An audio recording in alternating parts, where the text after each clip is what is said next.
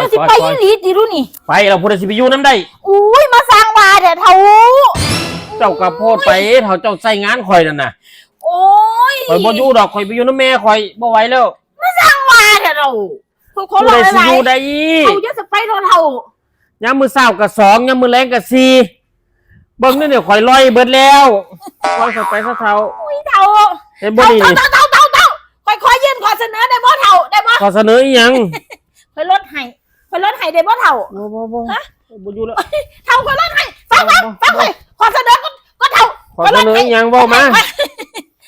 จากปกติเศร้า2แรงที่เท่าเอาสิจะไปเศร้า2แรง2เลยเท่าลดลงมา2เทียบ่คอยบ่ไหวเท่าคอยขอลองปล่อยคอยไปซะคอยบ่ไหวแล้วมันเกินมนุษย์มนาแล้วเท่า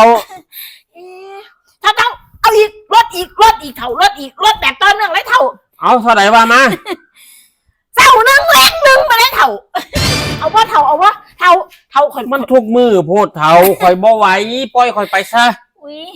เห็นบ่นี่คอยได้พกยาดมตลอดนี่มันบ่ไหวอีหลีเท่าย่างก็สิบ่มีแห้งแล้วมันลอยแล้วเท่ามันทุกมือหลายคันบ่มียาดมนี่ไปแต่โดนแล้วนี่เนี่ยโอ้ยเท่าถ้าสัตว์คนลดอีกได้บ่เท่าว่ามาได้บ่ว่ามามื้อละเที่ยโอ้ก่อนนอนมื้อละเที่ยบ่ข่อยบ่อยู่แล้วเท่าข่อยเมื่อยเท่าบ่อุ้ยมันคนอื่นเขาคือได้อยู่ล่ะเท่าแน่ก็ยืนโดนกับเมื่อยปวดขานั่งก่อนนั่งบ่ข่อยบ่อยู่ข่อยสิไปข่อยเขาคือเฮ็ดได้ล่ะเท่าเขากับข่อยมันบ่คือกันเจ้าไปหาผู้ใหม่ซะเท่าข่อยบ่ไปสิไปหาผู้ใหม่จังได๋ข่อยอยากอยู่นำเจ้าข่อยฮักเจ้าแม่เท่าข่อยฮักเจ้าที่สุดของไงน่ะมันบ่มีแต่ข่อยผู้เดียวเท่าซ้ำนี่น่ะคนอื่นก็มีมันบ่ได้มีข่อยผู้เดียวที่ซ้ำนี่ข่อยก็บ่ได้อ่อนซ้อนอันนี้ดอกข่อยฮักเจ้าหลายเท่าข่อยอยากอยู่นำเจ้าข่อยบ่อยู่แล้วเท่าข่อยสิไปเท่าแม่นหยังข่อยต่อรองอีกก็ได้เฝ้ามาอาทิตย์ละเที่ยจะไปคั่นน่ะโอ้บ่ไหวดอกเท่าบ่ไหวโอ้ยเท่ามันอาทิตย์ละเที่ยน่ะมันสู้เอาจังซี่ซะ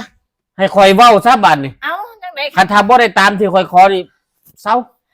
บ่อยู่เอามาได้บ่ล่ะเอาว้าปีละครั้งต่อไปปีละเที่ยได้บ่ล่ะคันบ่ได้ข่อยสิไป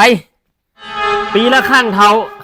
ซ้ำนี่นะผู้ใดเขาก็มีบ่มีแต่ข่อยดอกเท่าวันน่ะนะเท่าเที่ยเดียวอ่ะได้บ่ล่ะมันสิบ่ตันดิเท่าแล้วแต่เจ้าข่อยอยู่บ่ได้ดอกเท่าปล่อยข่อยไปซะข่อยเมื่อยดมยาก่อน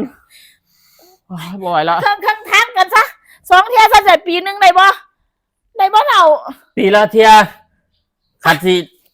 เอาก็เอาคันบ่เอาข่อยสิไปแล้วปีละเที่ยถ้าปีใดข่อยเมื่อยข่อยเจ็บขาเจ็บแขนข่อยฟัดอีกไปปีหน้าอีกข่อยไปเท่าคันบ่ได้ข่อยสิไปปล่อยข่อยเอาเท่าโอ้ยขอว่าฮักเขาเนาะเว้ยบ่สบายแน่มันสิบ่ตันดิเท่าตันก็สร้างมันเท่าเหี่ยวออกบ่ล่ะเท่าสร้างมันเท่าข่อย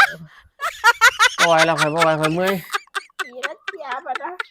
สมมุตินำนี่สิมีเรียนอีกกันบ่ไหวเอาโอ้ยเนาะแล้วแต่เด้อขอเสนอสุดท้ายเอาจ้ะ